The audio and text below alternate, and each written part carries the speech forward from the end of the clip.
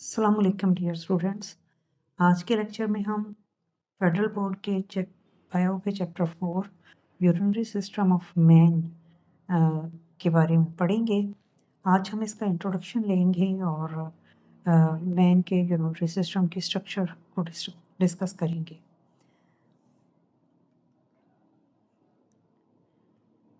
सबसे पहले हम एक्सक्रीशन के बारे में जानते हैं कि एक्सक्रीशन किसे कहा जाता है। Excretion basically is the removal of chemical wastes from the body produced by metabolic processes within the cells. Cell के अंदर होने वाले मेटाबॉलिक प्रोसेसेस के नतीजे में जो केमिकल वेस्ट बॉडी में प्रोड्यूस होते हैं, इनकी रिमूवल को फ्रॉम द बॉडी एक्सक्रीशन कहा जाता है। ये वेस्ट टॉक्सिक होते हैं। अगर ये अकोमुलेट हो जाए बॉडी के अंदर तो ये टॉक्सिसिटी प्रोड्यूस करते हैं। इसलिए ज़रूरी होता है कि इनको ट्रांसपोर्ट अवे किया जाए बाय द बॉडी फ्लूइड्स, जिस तरह के ब्लड या लिम्फ की हेल्प से। जो रेस्पिरेटरी सिस्टम है, it removes the carbon dioxide जो कि एक वेस्ट है एंड मेटाबॉलिक प्रोसेस में प्रोड्यूस होने वाला। और यूरिनरी सिस्टम का काम होता है साल्ट और नाइट्रोजनस वेस्ट को रिमूव करना from the body. Urinary system also maintains water and electrolyte balance. इसके अलावा यूरिनरी सिस्टम का रिमूवल के साथ साथ वाटर और इलेक्ट्रोलाइट का बॉडी के अंदर बैलेंस रखना भी एक काम है, बैलेंस मेंटेन रखना भी एक काम है। इसके अलावा यूरिनरी सिस्टम जो है वो पीएच और ब्लड वॉल्यूम को भी रेगुलेट कर रहा होता है और रेड ब्लड सेल प्रोडक्शन को भी कंट्रोल करता है एंड ब्लड प्रेशर को भी कंट्रोल करता है। यानी रिमूवल ऑफ वेस्ट मटेरियल के साथ साथ urinary system water electrolyte balance को मेंटेन करता है, पीएच एंड फ्लूइड वॉल्यूम को रेगुलेट करता है और रेड ब्लड सेल की प्रोडक्शन और ब्लड प्रेशर को भी कंट्रोल करता है। Nitrogen as excretory product. Nitrogenous waste include ammonia, urea and uric acid. 3 तरह के नाइट्रोजनस वेस्ट जो हैं वो प्रोड्यूस होते हैं ऑर्गेनिजम्स के अंदर। अब इन नाइट्रोजनस एक्सक्रीटरी वेस्ट का या इन नाइट्रोजन एक्सक्रीशन का मोड वाटर अवेलेबिलिटी के ऊपर डिपेंड करता है कि ऑर्गेनिज्म जिस एनवायरनमेंट में रह रहा है वहाँ उसको कितना वाटर अवेलेबल है, वो डिटरमिन करता है कि इन नाइट्रोजनस वेस्ट को बॉडी से किस तरह से एक्सक्रीट किया जाएगा। यानी मोड ऑफ नाइट्रोजन एक्सक्रीशन जो है वो अवेलेबिलिटी ऑफ वाटर डिटरमिन कर रहा होता है। Relationship between the excretory products and the habitats. अब हम देखेंगे कि एक्सक्रीटरी प्रोडक्ट की और हैबिटेट की आपस में क्या रिलेशनशिप है। जैसे अभी हमने बात की कि वाटर अवेलेबिलिटी जो है वो डिटरमिन करती है कि नाइट्रोजनस वेस्ट की एक्सक्रीशन का मोड क्या होगा। तो ऑब्वियसली ऑर्गेनिज्म जिस एनवायरनमेंट में रह रहा होगा वहाँ पर ही वाटर की अवेलेबिलिटी जो है वो डिटरमिन कर रही होगी एक्सक्रीटरी प्रोडक्ट का मोड ऑफ एक्सक्रीशन क्या होना है। The nature of excretory product depends on the availability of water based on the habitat. सबसे पहले अमोनिया की हम बात करें अगर, तो अमोनिया जो ऑर्गेनिजम्स एक्वेटिक एनवायरनमेंट में रहते हैं वो अमोनिया को as a nitrogenous waste material produce करते हैं और बॉडी से एक्सक्रीट करते हैं। यूरिया जो एक्वेटिक और टेरेस्ट्रियल दोनों एनवायरनमेंट में रहने वाले organism as a nitrogenous excretory product produce कर रहे होते हैं, जबकि यूरिक एसिड वो ऑर्गेनिज्म प्रोड्यूस कर रहे होते हैं जो टोटली टेरेस्ट्रियल एनवायरनमेंट में रहते हैं।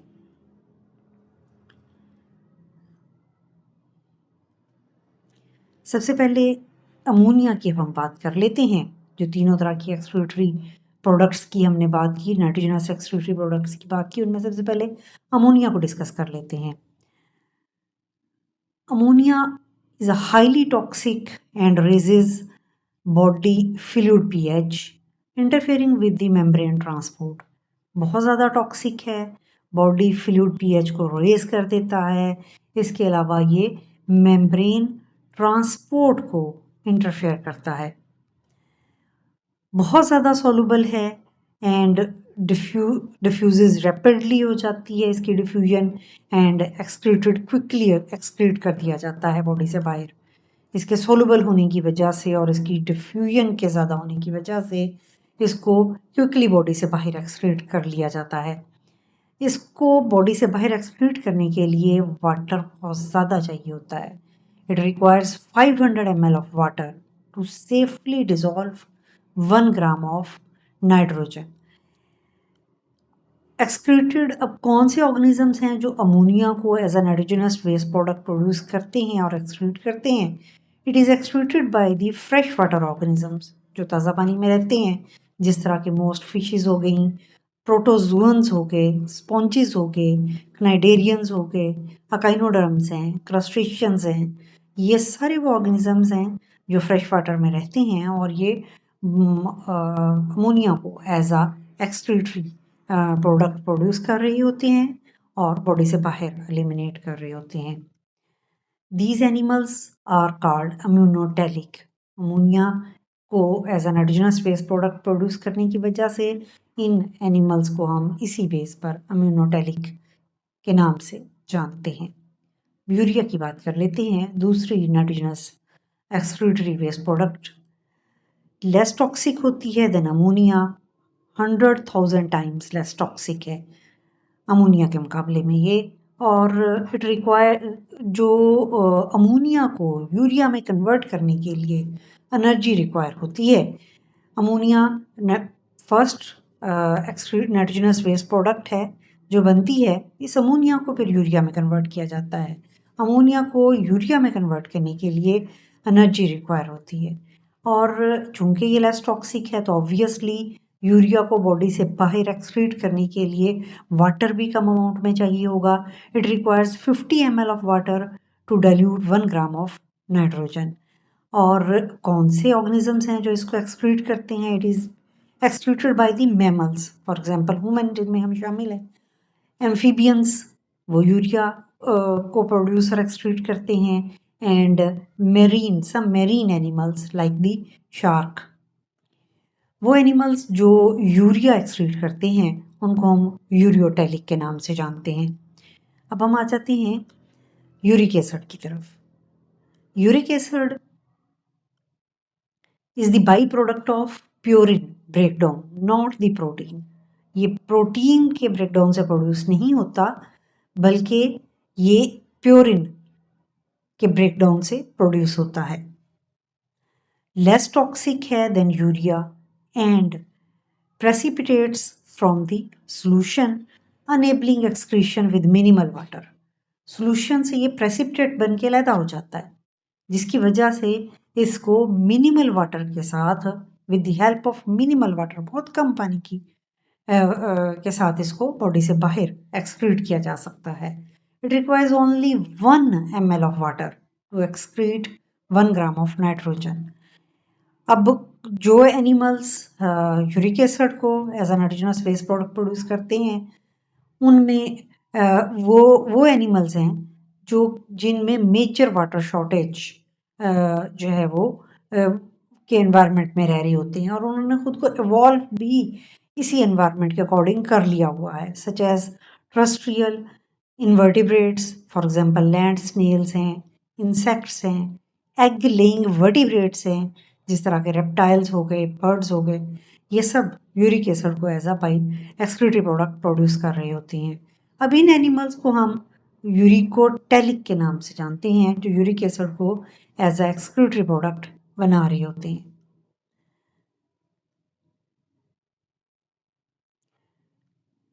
अच्छा, humans excrete small amount of uric acid. Human भी कुछ अमाउंट में यूरिक एसिड प्रोड्यूस करते हैं। जाहिर है जब ह्यूमन्स के अंदर न्यूक्लिक एसिड का ब्रेकडाउन होता है, न्यूक्लिक एसिड के बेसिस जो कि प्योरिन है उनका ब्रेकडाउन हो रहा होता है, तो उसके नतीजे में कुछ अमाउंट में यूरिक एसिड ह्यूमन्स के अंदर भी बन रहा होता है। तो जिस तरह के वुमेन में अप्रॉक्सीमेटली 1 ग्राम यूरिक एसिड जो है वो पर डे प्रोड्यूस हो रहा होता है एज एक्सक्रीटरी प्रोडक्ट। अब कुछ क्रिटिकल थिंकिंग के क्वेश्चंस हैं, जिस तरह where does the carbon dioxide used in the urea formation come from. जो यूरिया बनाने के दौरान कार्बन डाइऑक्साइड इस्तेमाल होती है अमोनिया को यूरिया में कन्वर्ट करने पर, जो कार्बन डाइऑक्साइड अमोनिया के साथ अटैच होती है ताकि जो है उसको यूरिया में कन्वर्ट किया जाए, तो वो कार्बन डाइऑक्साइड आती कहाँ से है? ये कार्बन डाइऑक्साइड सेल्स के अंदर जो सेलुलर रेस्पिरेशन हो रही होती है बॉडी सेल्स के अंदर, उसी प्रोसेस से जो कार्बन डाइऑक्साइड बन रही है वो for the formation of urea इस्तेमाल की जा रही होती है। अब अगर यही कार्बन डाइऑक्साइड जो सेल्स में सेलुलर रेस्पिरेशन के नतीजे में प्रोड्यूस हो रही है उसको हम यूरिया फॉर्मेशन में इस्तेमाल कर लेते हैं, तो जो reminder of the excess carbon dioxide है वो कहाँ जाती है फिर? चूंकि कार्बन डाइऑक्साइड तो सेलुलर रेस्पिरेशन का प्रोसेस तो दिन रात हो रहा होता है ऑर्गेनिजम्स के अंदर, तो जो रिमेनिंग कार्बन डाइऑक्साइड होती है जो कि यूरिया फॉर्मेशन के अलावा बच जाती है, वो फिर कहाँ जाती है? वो कार्बन डाइऑक्साइड रेस्पिरेटरी सिस्टम के ज़रिए से बॉडी से बाहर एक्सक्रीट कर दी जाती है। अच्छा, इस डायग्राम के अंदर आप देख सकते हैं कि इन तीनों तरह के ऑर्गेनिजम्स को ही दिखाया गया है। जिस तरह के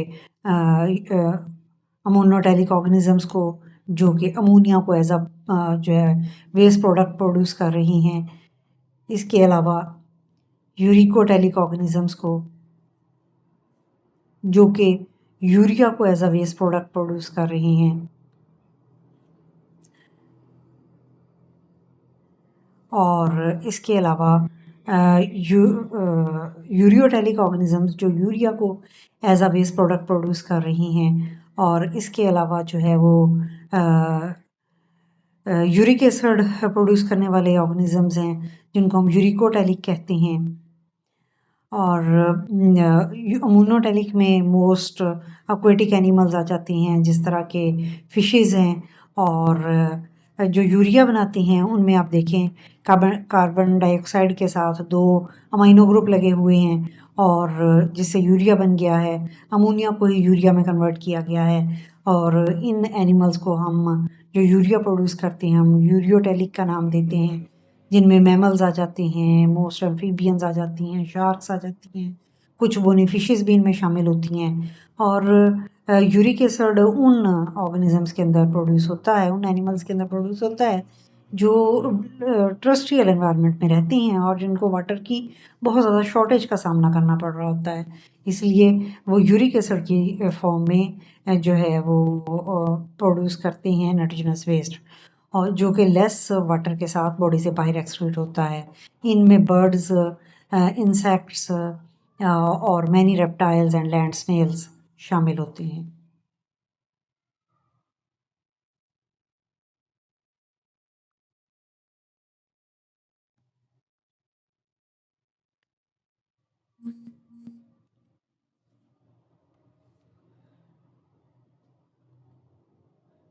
अब यूरिनरी सिस्टम ऑफ मैन की अब हम बात करेंगे।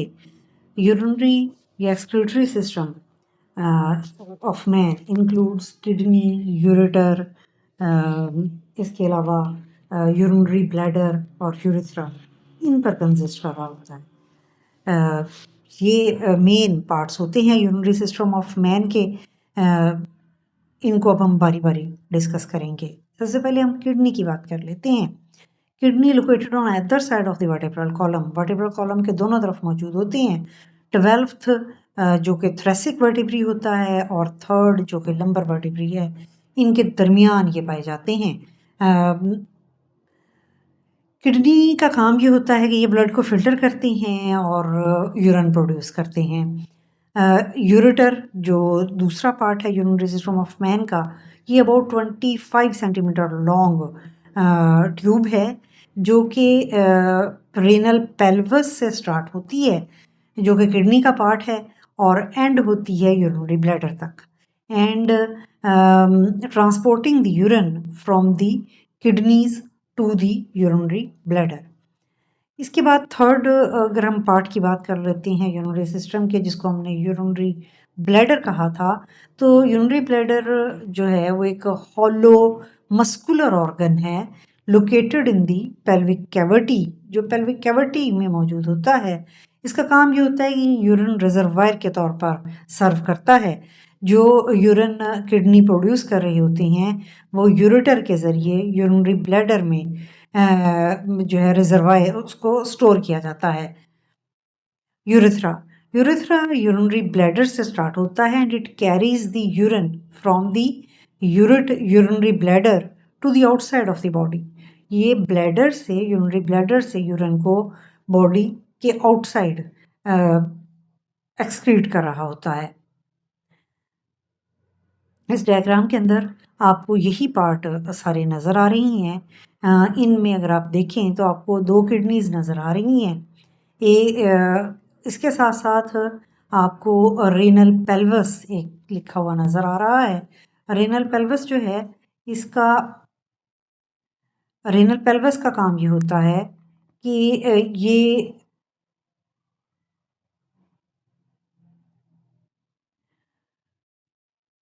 इसके अलावा आपको किडनीज के अलावा रेनल आर्टरी दिखाई दे रही है, जो कि एओर्टा से ब्लड को किडनी की तरफ लेकर जा रही है।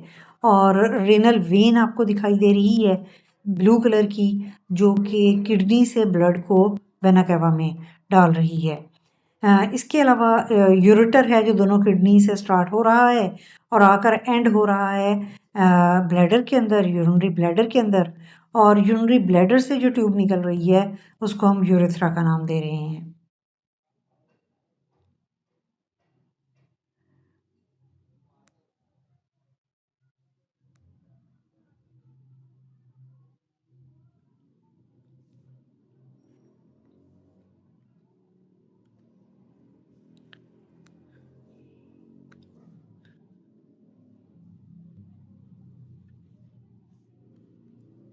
स्ट्रक्चर ऑफ किडनी की अब हम बात कर लेते हैं। सबसे पहले लोकेशन देख लेते हैं किडनीज की। बीन शेप्ड किडनी की शेप बीन शेप होती है। पेयर्ड ऑर्गन्स हैं located just below and behind the liver in the peritoneal cavity. ये below and behind the liver मौजूद होते हैं within the peritoneal cavity.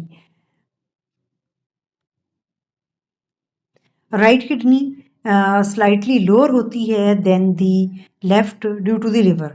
क्योंकि राइट साइड पर लिवर मौजूद होता है तो उसकी वजह से जो राइट किडनी होती है वो थोड़ी सी नीचे मौजूद होती है, लोअर होती है than the left kidney. Adrenal gland दोनों किडनीज की टॉप के ऊपर एक ग्लैंड मौजूद होता है जिसको हम एड्रिनल ग्लैंड कहते हैं, जो कि एक कैप की शक्ल में दोनों किडनी की टॉप के ऊपर पाया जा रहा होता है।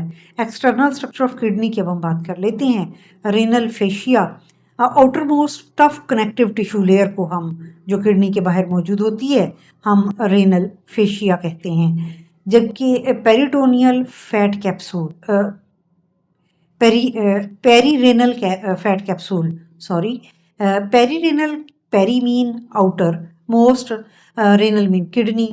तो मिड ये रेनल फेशिया के बाद नेक्स्ट लेयर होती है जिसको हम जो मिडल लेयर होती है ये anchoring the kidneys in the place. इसका मेन मकसद ये होता है ये किडनी को एंकर करके रखती हैं अपनी जगह के ऊपर।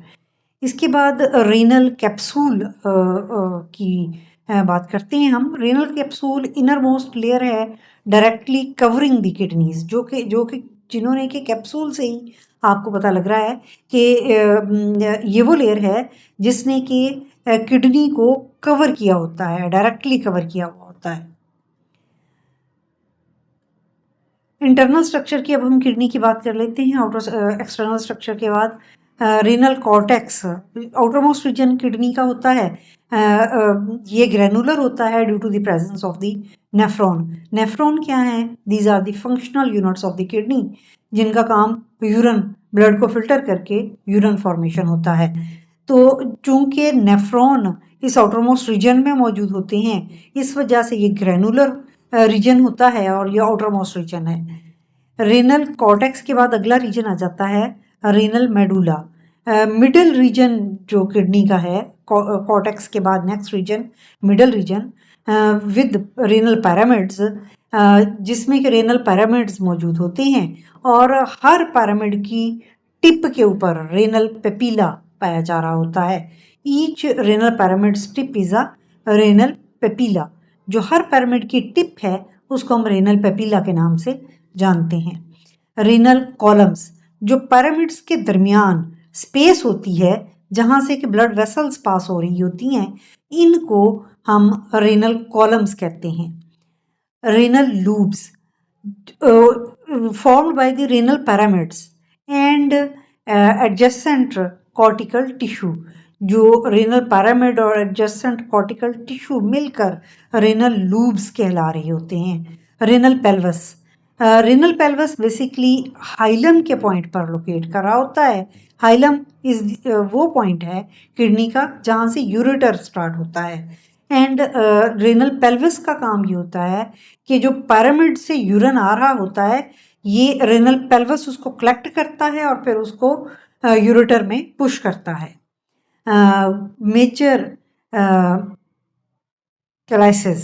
मेजर कैलाइसिस स्मॉलर ब्रांचेस होती हैं रेनल पेल्विस की।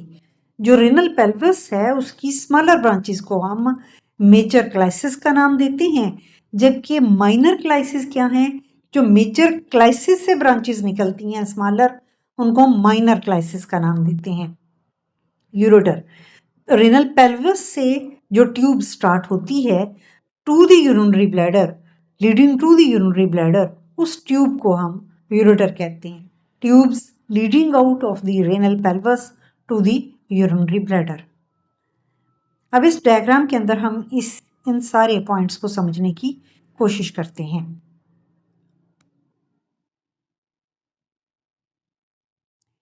सबसे पहले आप रेनल कॉर्टेक्स देख सकते हैं।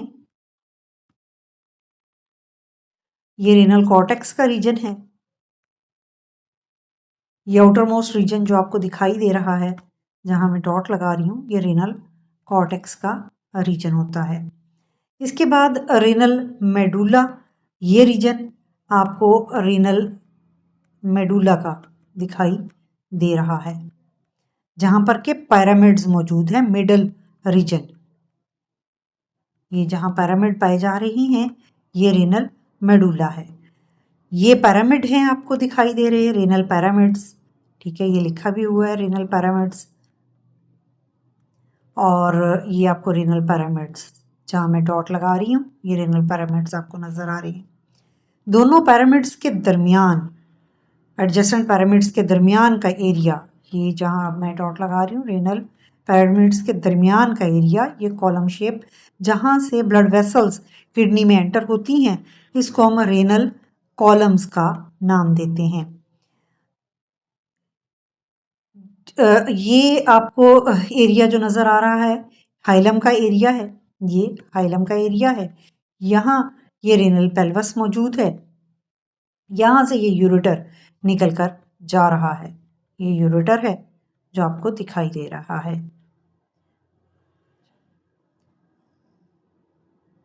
अच्छा, यूरेटर से जो रेनल पेल्वस है, इससे जो ये ब्रांचेस निकल रही हैं,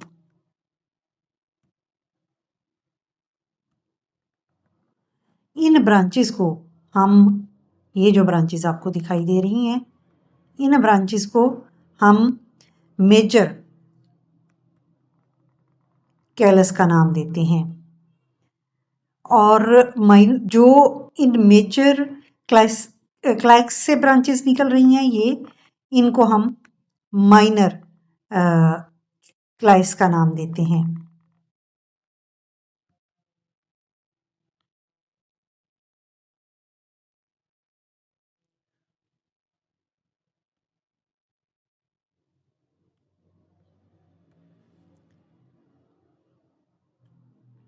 relationship between structure and function of the kidney की बात कर लेते हैं हम।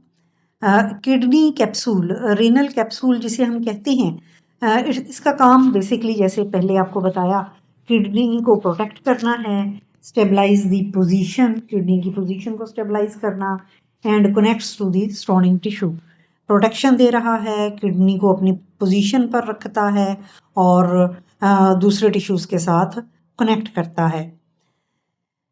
रेनल आर्टरी ब्लड सप्लाई करती है किडनीज को, अराउंड 1.2 लीटर पर मिनट ब्लड जो है at rest renal artery kidneys को सप्लाई कर रही होती है। रेनल कॉर्टेक्स की अगर हम बात करते हैं, जो कि आउटर मोस्ट रीजन था किडनी का, जहाँ पर के नेफ्रॉन मौजूद थे और ग्रेनुलर पार्ट था ये, it function contains the starting portion of the nephron. Cortex में, रेनल कॉर्टेक्स के अंदर जो नेफ्रॉन का, जो कि फंक्शनल यूनिट ऑफ किडनी है, उनका स्टार्टिंग पोर्शन मौजूद होता है। And renal cortex produces the erythropoietin, EPO जिसे हम कहते हैं, for the red blood cell formation. Renal medulla की अब हम अगर हम बात करें तो रेनल मेडुला में जो नेफ्रॉन का रिमेनिंग पोर्शन होता है, रेनल ट्यूब्यूल जिसे हम कहते हैं, वो मौजूद होता है। इसके अलावा वहाँ पर ग्लोमेरुलाई मौजूद होते हैं, यानी बंच ऑफ कैपिलरीज मौजूद होती हैं, जहाँ से, या जिसको हम टफ्ट ऑफ कैपिलरी कहते हैं, मौजूद होता है, जहाँ से कि ब्लड फिल्टर होकर नेफ्रॉन के अंदर जा रहा होता है। एंड इसके अलावा जो रेनल मेडुला है, it channels the urine towards the renal pelvis. Renal papilla की बात करें, जो पैरामिड की टिप थी, it transfers the urine from the pyramids to the calyces and then to the ureter. Calyces वो ब्रांचेस जो जो कि रेनल पेल्वस से आगे बनी हुई थी, और रेनल पेपिला से जो यूरिन है वो ट्रांसफ़र होता है इन क्लाइसिस के अंदर, और फिर वहाँ से वो यूरेटर में एंटर हो जाता है। रेनल पेल्वस का काम ये होता है, it collects the and funnels the urine into the ureter. ये इन रेनल पेल्वस जो है वो सारे पैरामिड से जो यूरिन आ रहा है रेनल पेपिला पर, उसको कलेक्ट करता है, और कलेक्ट करने के बाद इसको यूरेटर की तरफ फनल करता है। रेनल वेन जो है वो ड्रेन्स करती है सारे फिल्टर्ड ब्लड को, जो कि रेनल आर्टरी लेकर आई थी, और वो ग्लोमेरुलाई में पहुंचा था, और वहाँ से वो फिल्टर होकर जो था वो नेफ्रॉन के अंदर एंटर हो गया था। और अभी ये जो फिल्टर्ड ब्लड होता है, इसको रेनल वेन ड्रेन करती है from the kidneys back to the heart, और जिसके अंदर से अब सारे नाइट्रोजनस वेस्ट मटेरियल फिल्टर्ड होकर किडनी के अंदर जा चुके हुए हैं, और अब ये ब्लड जो है वो इन नाइट्रोजनस वेस्ट मटेरियल से साफ़ हो चुका है। इसको हार्ट की तरफ रेनल वेन वापस लेकर जाती है, ताकि इस साफ ब्लड को दोबारा बॉडी को सप्लाई किया जा सके। इसके साथ ही हमारा आज का लेक्चर ख़त्म होता है। उम्मीद करती हूँ आपको आज के लेक्चर की अच्छे तरीके से समझ आ गई होगी। इसके साथ ही आपसे इजाज़त चाहती हूँ। अल्लाह हाफिज़।